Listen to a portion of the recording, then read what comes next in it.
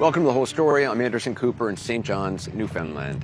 The Titan set out from here, traveling more than 400 miles to the site of the Titanic for what was supposed to be a 10-hour journey 2 miles below the ocean surface to explore the wreckage. There were 5 people on board, 3 of them paying customers. Less than 2 hours after they began their descent, the Titan stopped communicating with its parent ship on the surface. The U.S. Navy detected a sound that could have been an implosion in the area where the Titan was diving and reportedly forwarded that information to the incident commander, but that information was not released publicly. If the Titan was still intact, rescuers needed to find it quickly because it only had up to 96 hours of oxygen on board. Over the next hour, CNN's Randy Kay takes us step by step through the intense 5-day search for the missing submersible, tells us everything we know about what happened to the Titan and its passengers, the risks of going so far down into the ocean, and the warnings that have been raised about the Titan submersible.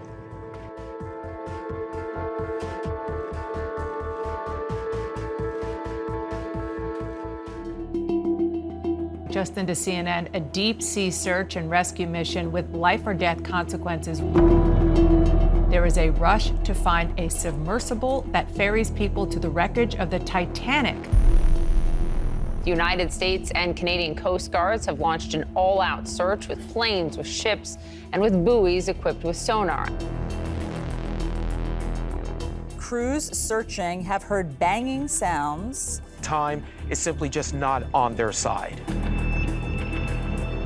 Breaking news into CNN. The U.S. Coast Guard says a debris field has been discovered on the seafloor. I offer my deepest condolences to the families, and I hope that this discovery provides some solace during this difficult time. It was a trip to the bottom of the ocean that was advertised as safe. OceanGate Expeditions offers you the once-in-a-lifetime opportunity to be a specially trained crew member safely diving to the Titanic wreckage site. The chance to travel to the site of a storied 100-year-old disaster would be just the type of opportunity billionaire adventurer Hamish Harding couldn't pass up. This guy had such a zest for life. I climbed Kilimanjaro with him. I know that he had gone to the Mariana Trench, the deepest place on Earth, in a submersible. It's been a fantastic dive. And he had gone to space as part of Jeff Bezos's Blue Origin project. Space was amazing. I loved it. On Saturday, June 17th, the 58-year-old Brit posted on Instagram, "I am proud to finally announce that I joined OceanGate Expeditions for their RMS Titanic mission as a mission specialist on the sub going down to the Titanic. We are going to attempt a dive tomorrow." There are 5 individuals can go on each dive. 3 of those are what we call mission specialists. So those are the folks who help finance the mission, but they are also active participants. That's Stockton Rush, CEO of OceanGate, as well as the developer and the pilot of the Titan submersible. And with this, I dechristen Titan. Hamish paid OceanGate $250,000 for the trip that began in St. John's, Newfoundland. There he boarded the Polar Prince, the Titan's mothership, along with other would-be mission specialists for a 36-hour trip to the dive site. Dive day, June 18th, would have started early. You're going to get up at 6 o'clock in the morning, maybe even 5 o'clock in the morning. You're going to kind of do a check-in and a briefing. Aaron Newman, an OceanGate investor and passenger, traveled on Titan in 2021. You're on the deck and you have a hard hat on, a jumpsuit, an orange vest, and the crew would start loading in and would get into the submersible. On the outside, the Titan doesn't look like any submersible that's come before it. Most of them are spheres. This thing looks like a giant white capsule. It's 22 feet long, like a pharmaceutical capsule. Imagine a cylindrical minivan with no seats. It looks really cool inside. There's no dashboard, there's no cockpit. That's the last we'll be seeing of land for 8 days. Journalist David Pogue was covering OceanGate for the CBS Sunday Morning Show and was scheduled to ride in the Titan last year, but his dive was canceled after failing to pass a routine pre-launch inspection. I was taken aback by some of these features which did not seem like NASA sophistication. I mean, it starts with the Xbox video game controller that you use to drive the ship, you know, a $29 plastic thing. We run the whole thing with this game controller. Come on! He did thrive on using cheap, effective techniques instead of reinventing the wheel. And when I confronted him about this, It seems like this submersible has some elements of MacGyver-y jerry-rigness. I don't know if I'd use that description of it. his answer was, those are just bells and whistles. The part you care about is the pressure vessel. The pressure vessel is not MacGyver at all. Everything else can fail. Your thrusters can go, your lights can go, you're still going to be safe. When you board Titan, you go out onto this floating sled. Josh Gates, host of Discovery's Expedition Unknown, had concerns about the Titan. He declined to dive to the Titanic with OceanGate after he says the Titan failed to perform well during a test ride in 2021. You get inside, you sit down on the floor of Titan, they close this big heavy door, and they bolt it shut from the outside. So once you're in Titan, somebody has to let you out of the sub from the outside. You're going to be there for hours before the dive begins because it's like a rocket launch. There's 1,000 checklists asking each department, are you a go for launch? Are you a go for launch? On Sunday morning, June 18th at 8 a.m., Titan was a go for launch. Motorboats tow you down the ramp on the back of the ship and into the water. You're on this floating platform, which they now submerge. So it goes 35 feet under the water, and then divers come and unbolt you from the platform, and away the sub goes. All of the subs that have been built to go down to Titanic are welded together and made of titanium or steel alloy, and Titan is built much differently. Titan is built with carbon fiber. Carbon fiber is this miraculous space-age polymer. It's what we're using to build the next generation of aircraft. One of the concerns about carbon fiber, though, is how it performs over time. You know, how does it fatigue? How does it deal with these pressure cycles going back and forth? And just to give you an idea about what kind of pressures we're talking about, it would be about 380 atmosphere, an enormous amount of pressure. Right here where I'm sitting, there's 1 atmosphere. So 380 times that pressure. And according to Arnie Weissman, whose May dive was canceled for weather, that pressure was on material that Stockton Rush told him couldn't be used for an airplane. He said, I got a great deal on the carbon fiber because it had expired its sell-by date. And so he said, Boeing sold it to me at a great price. You know, he was very proud of that he had gotten such a good deal. Up until 9:45 a.m. on Sunday, June 18th, everything seemed to be going smoothly with the Titan dive. They would have been about 2/3 of the way down. There is no GPS on board Titan. The mother ship does the navigating. Information and directions are shared using simple texts. There are 2 communication signals that the sub has with the ship. One is these text messages, and then there's also this safety ping every 15 minutes just to show that it's alive and well. And they both stopped at 9:45. 8 hours later, OceanGate first told the Coast Guard that their Titan submersible was missing. Around the same time, Arnie Weissman reached out to Hamish Harding. I'm in a WhatsApp chat group, and I knew he was in it, so I said, hey, you know, Hamish, how was the dive? And someone who was close to him responded and said, they lost communications with the sub an hour and 45 minutes in. We're very scared. I was organizing some paperwork when a friend called and said to turn on the news right away, and I knew that my good friend, colleague, fellow explorer P.H. Nargeolet, he was on board that expedition, but I didn't know if he was one of the people in the submarine. This is Paul-Henri Nargeolet, or PH as he preferred to be called, in an OceanGate promotional video. The sub, for me, it's very well done because it's simple. Then we found out that P.H. Nargeolet was in the sub, a veteran explorer. In France, they call him Mr. Titanic. And he told me more than once, this sub is safe. In addition to P.H., Stockton Rush was among the missing, as was Hamish Harding. Also on board, a British citizen from one of Pakistan's wealthiest families, Shahzada Dawood. He had brought his 19-year-old son, Zulaiman, along for the adventure. Just into CNN, a deep-sea search and rescue mission with life-or-death consequences. Right now, there is a rush to find a submersible that ferries people to the wreckage of the Titanic.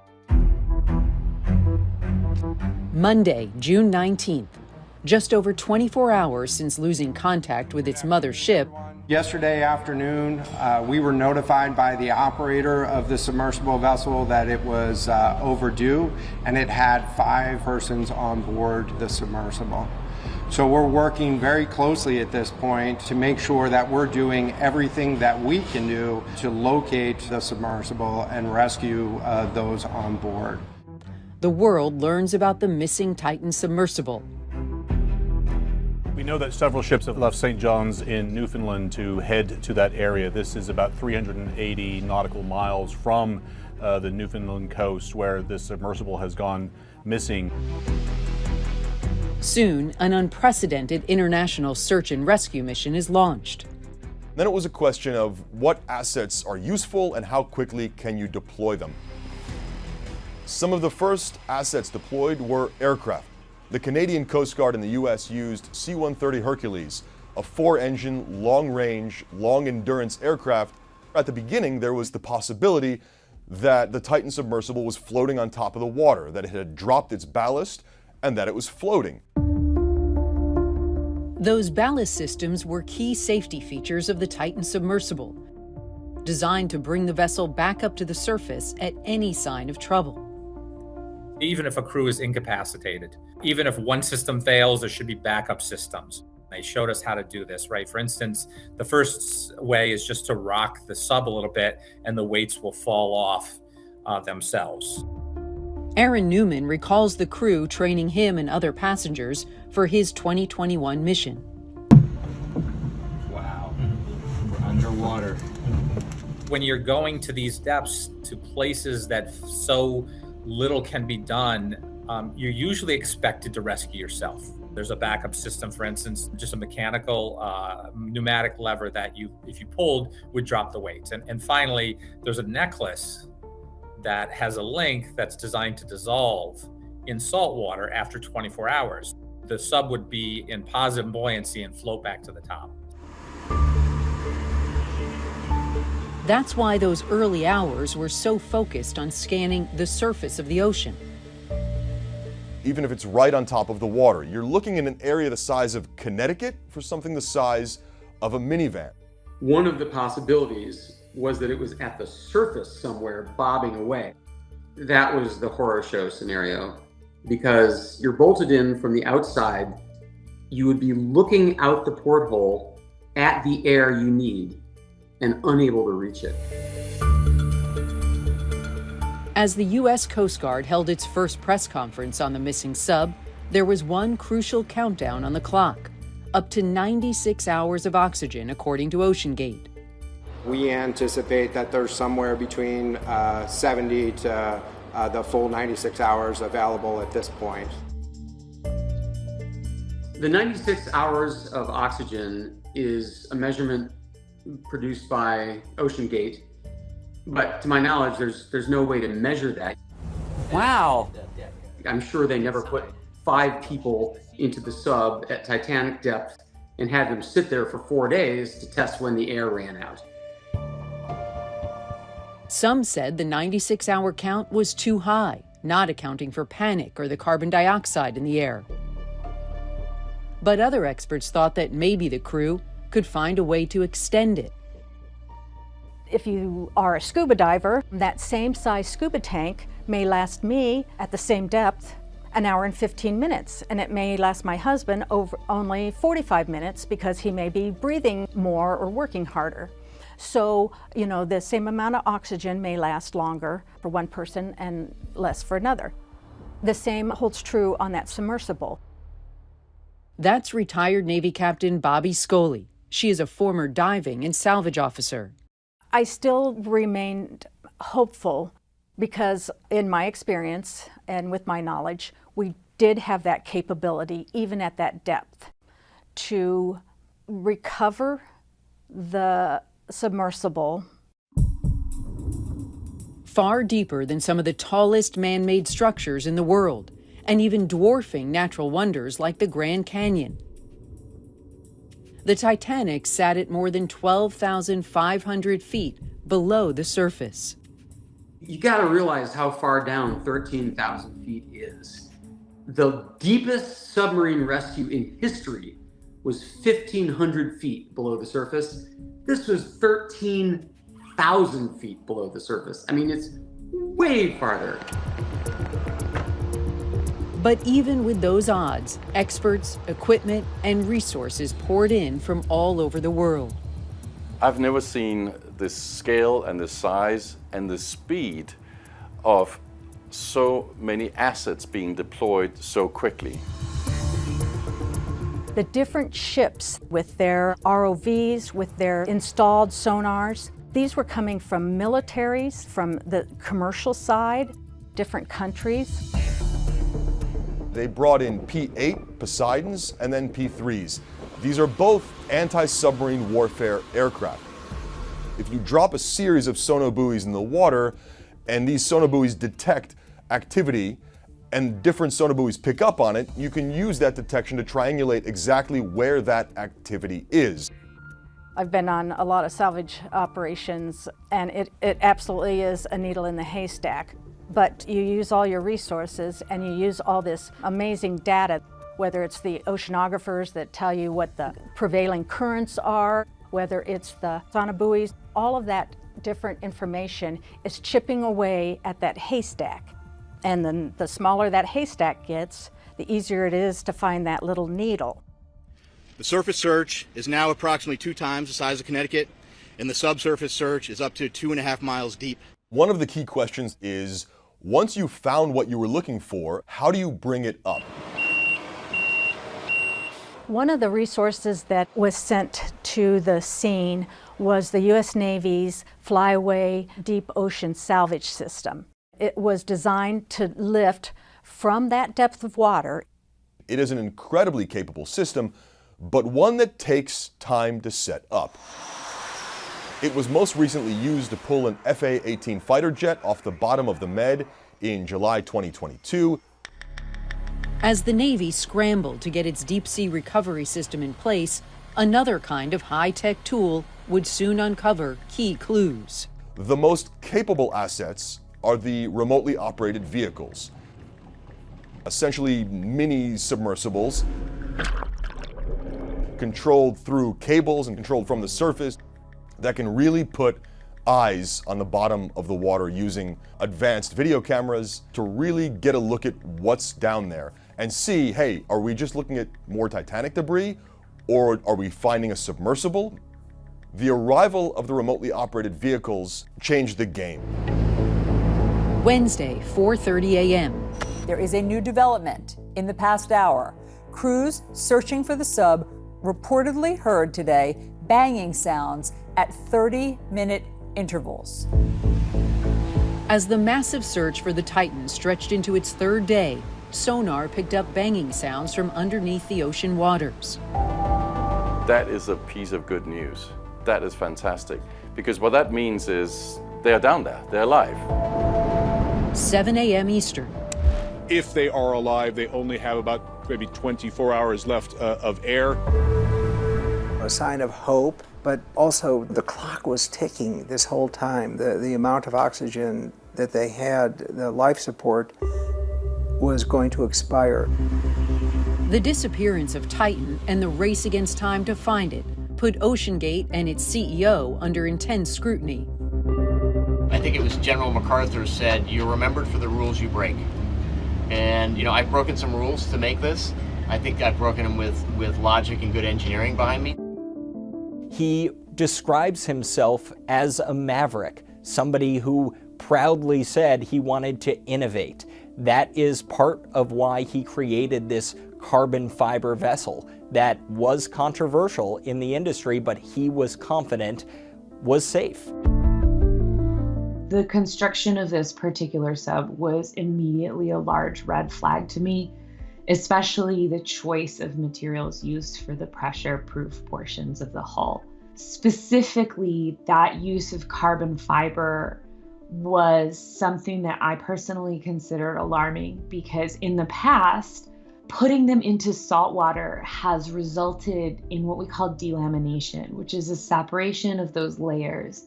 And it's the bonding of those layers that really gives those materials their strength. A lot of experts have raised concerns in recent days about the carbon fiber hull, which was, frankly, an innovation that Stockton Rush was very proud of. We know more about what's happening in this hull than anyone has ever known. This will be one of the great moments of submersibles, in that this technology is what we need to explore the ocean depth.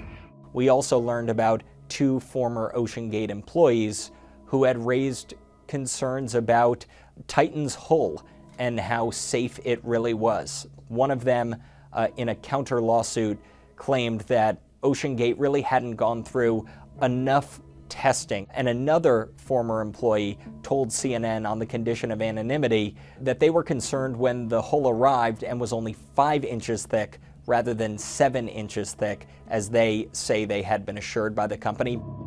We always understood that this was the wrong material for submersible hulls, because with each pressure cycle, you can have progressive damage. Expert diver and Titanic film director James Cameron slammed OceanGate for not certifying the vessel. Even in my own sub, which had a steel hull, I knew that if I dove several 2 or 3 times, it was probably good to go, because you can cycle steel hundreds of times, if not thousands of times. But that's not the case with composites. So it's quite insidious, and that, I think, lulled them into a sense of confidence and led to this tragedy. Will Conan heads the submersible committee of the Marine Technology Society. In 2018, he wrote a letter on behalf of himself and more than 36 people, including deep-sea explorers and oceanographers, warning its CEO, Rush, that the company's experimental approach and its decision to forego a traditional assessment could lead to potentially catastrophic problems with the Titanic mission. He says he spoke to Rush and voiced those concerns. We agree to disagree. Many of us do feel that it may have been preventable if the vehicle had been certified. Stockton Rush cleaned up a little the language on his website to really make it clear that this was an experimental vessel that had not gone through testing with those industry groups. Conan told me he and many of his colleagues in this industry have been left in recent days wondering what more could they have done and what more should they have done. OceanGate has repeatedly declined comment on its safety record. There were even more red flags over safety issues before Titan went missing. Submersible expert Carl Stanley. I did the second deep dive in Titan. He warned us all ahead of time that it was going to be making cracking sounds. It was quite loud. I mean, we're talking about 5 inches of carbon fiber with bands popping under literally 1 million plus tons of pressure. Stanley urged Rush to put off his next dive. It obviously had an impact on him. He delayed diving an entire year. He built an entirely new carbon fiber tube. OceanGate Expeditions. The company and its CEO touted its commitment to safety. Safely diving to the Titanic wreckage site. There's certain things that you want to be buttoned down. So the pressure vessel is not MacGyvered at all, because that's where we work with Boeing and NASA and the University of Washington. Stockton Rush, as part of his proof of concept of how safe these vessels were, he really touted partnerships. He talked about their partnership with NASA and with Boeing and with the University of Washington. But now we are seeing those partners start to distance themselves from OceanGate.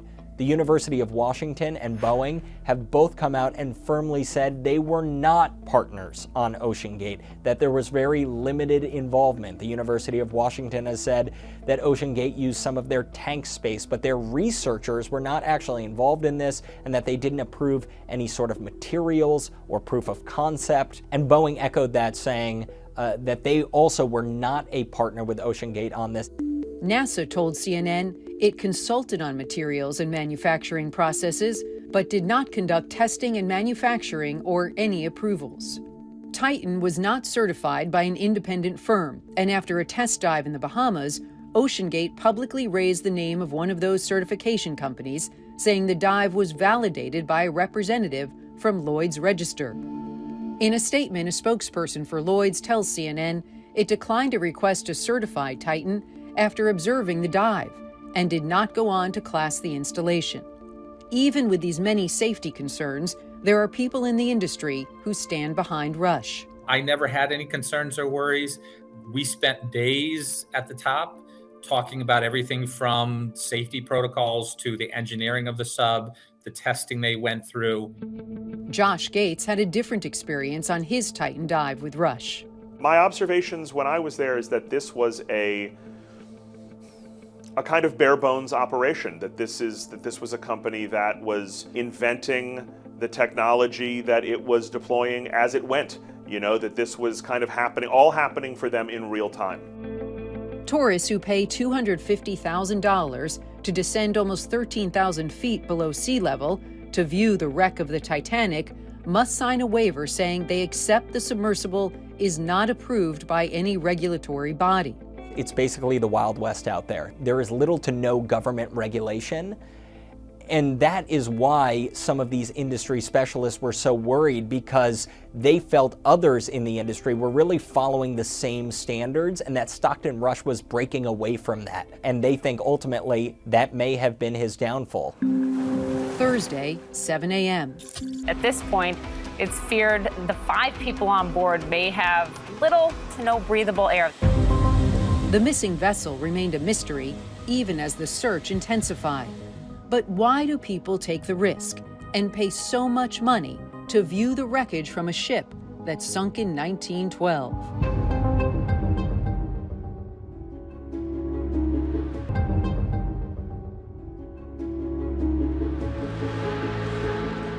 Even before the moment she pushed away from the shipyard in Belfast, the public was enthralled with the RMS Titanic, a feat of engineering at the time. The largest moving object ever created by human hands in 1912. Touted as the most luxurious liner at sea, it had first-class dining rooms, a pool, and even a gym. Even for third-class passengers, she was extremely luxurious because the third class would not have had hot and cold running water in their own homes, but they had it on Titanic. So every class felt extremely special. It was believed to be unsinkable. But then came that fateful cold April night in 1912, when the Titanic, on its maiden journey across the North Atlantic, collided with an iceberg. Questionable crew training and a lack of lifeboats ensured disaster, and the ship sank. She struck the iceberg and down she went, and the unsinkable was, in fact, very thinkable. More than 1,500 people on board perished, many among the crew and third-class passengers, but also a bevy of upper-class celebrities, like millionaire John Jacob Astor IV, Benjamin Guggenheim, and Isidore Straus, co-owner of Macy's, and his wife Ida. What separates Titanic apart from many other disasters at sea is that people in each class were treated very differently. The fact that the band played until the end, the captain went down with the ship. All of this is the lore of Titanic. As soon as Titanic had sunk, people were planning to find it. For more than 70 years, the exact whereabouts of the shipwreck remained a mystery until 1985.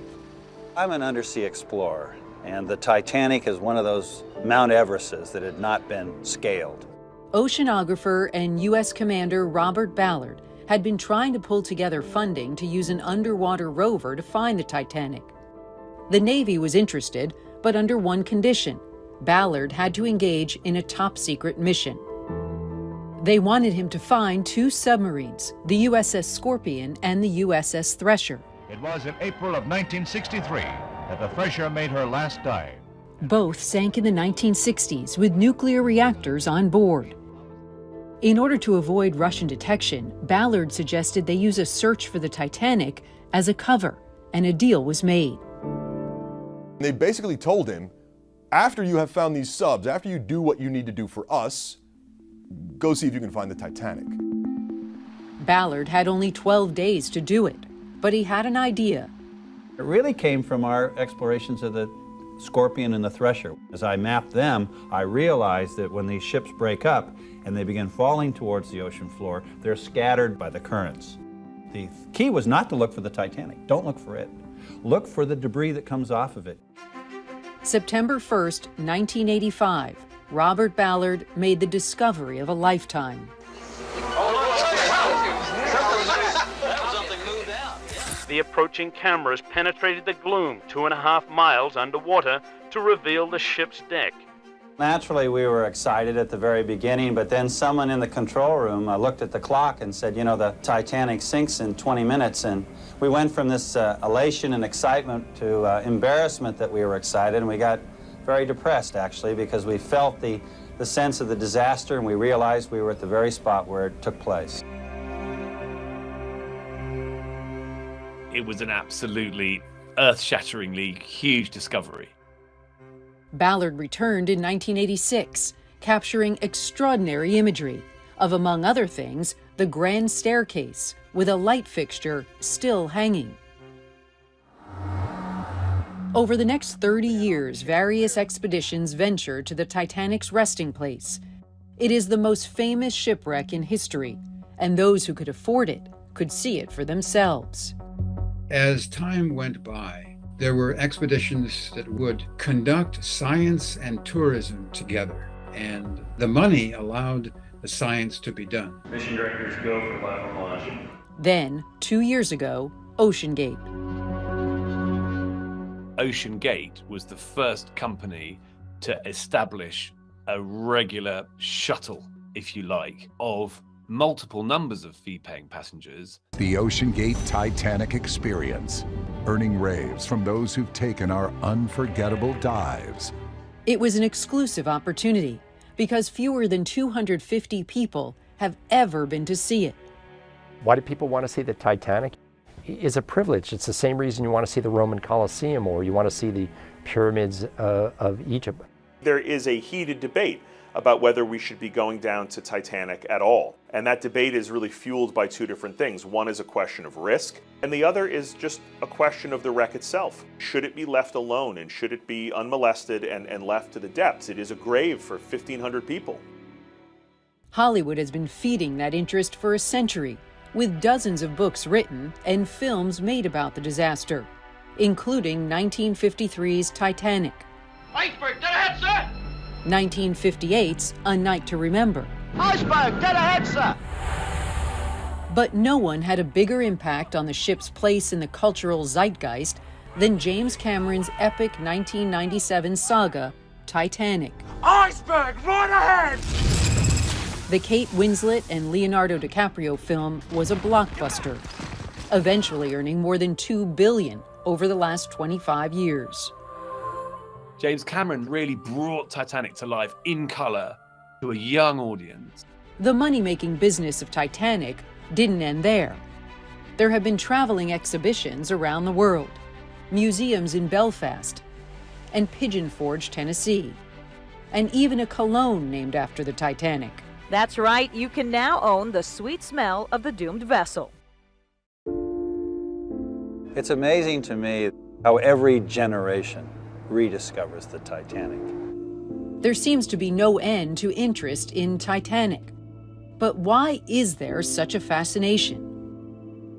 It leads to the questions of courage and cowardice, and how would we behave if we were caught in a situation like that?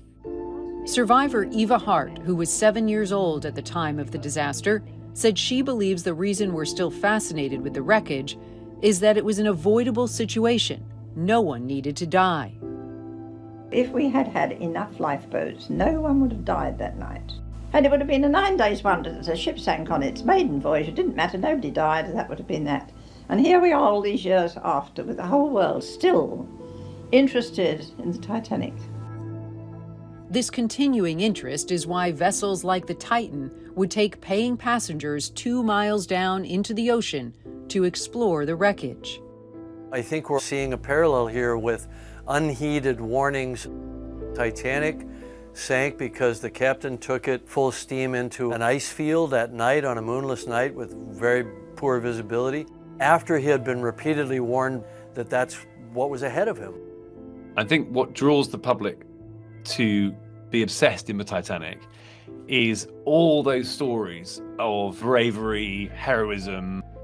I'll never forget when the Strausses went to get in the lifeboat. She got in, he went to get in, and the crew member says, no, men can't come in. She got out. She said, where he goes, I go. And she perished with him. I mean, you couldn't come up with a more dramatic writing than the reality of the sinking of the Titanic. But what led to yet another tragedy surrounding the Titanic? And what does the loss of the Titan sub mean for the future of extreme tourism? This morning, it's a race against time to rescue the 5 men on the missing submersible somewhere in the North Atlantic, as oxygen on the vehicle is quickly running out. It's Thursday morning, 5 days into the search for the missing crew of the submersible Titan, and time is everything. At this hour, the massive search for a missing sub in the North Atlantic Ocean has reached a critical point. Leads go nowhere, and that banging noise heard earlier in the week grows silent. The critical point was about to get worse. Breaking news at this moment. We have just gotten some information from the Coast Guard. They're saying that a debris field has been found in the search area by an ROV near the Titanic. There's great concern with this latest news. It doesn't feel good at the moment. They know what debris is down there. They know what other missions have left behind. They know what the Titanic looks like down there. So they must have seen something that was different. What they saw convinced OceanGate to release a statement that its crew aboard Titan was gone. We now believe that our CEO Stockton Rush, Shahzada Dawood, and his son Suleiman Dawood, Hamish Harding, and Paul-Henri Nargeolet have sadly been lost. U.S. Coast Guard Rear Admiral John Mauger confirmed the worst. An ROV, or remote-operated vehicle, from the vessel Horizon Arctic discovered the tail cone of the Titan submersible approximately 1,600 feet from the bow of the Titanic on the seafloor.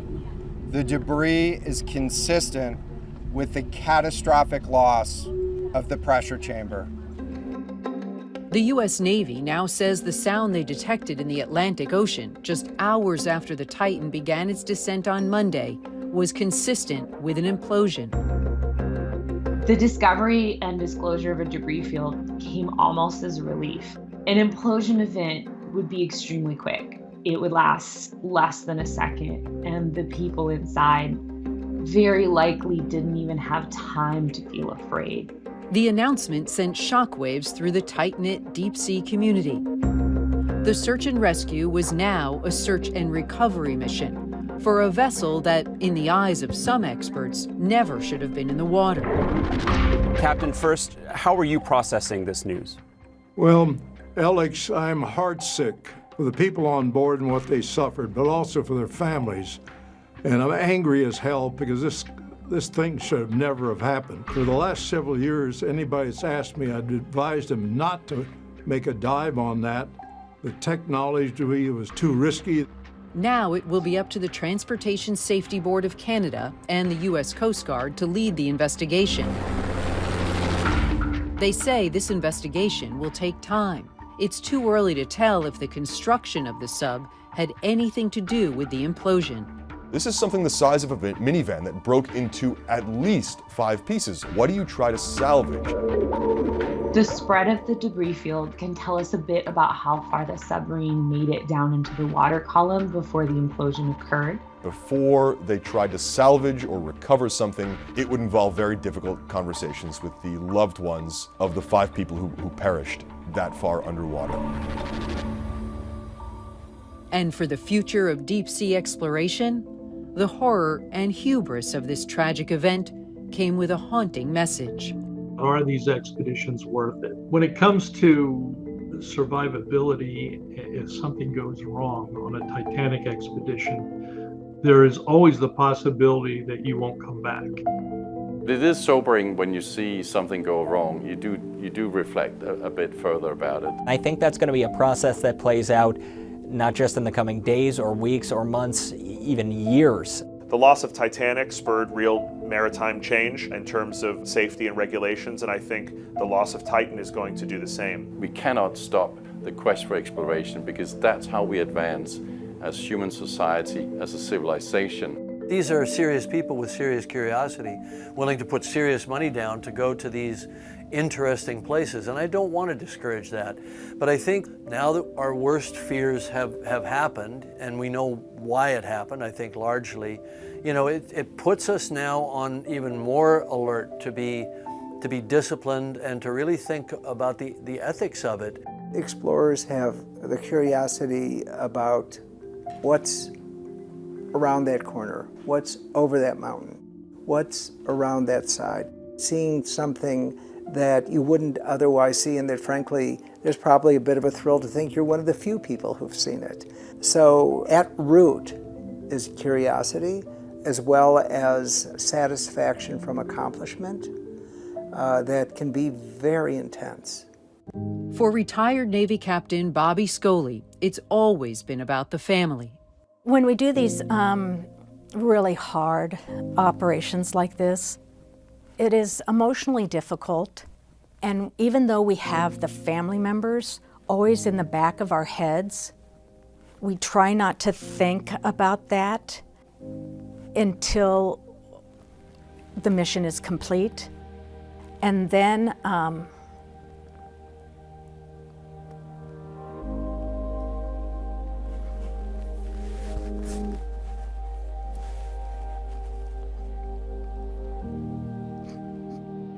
there's just not something that you can give back to the families. No matter how hard you try, there's just nothing that you can give back.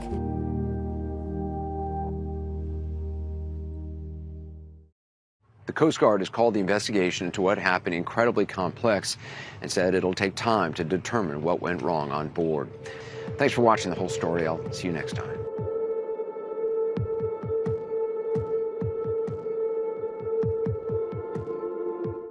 CNN Brasil. Você por dentro.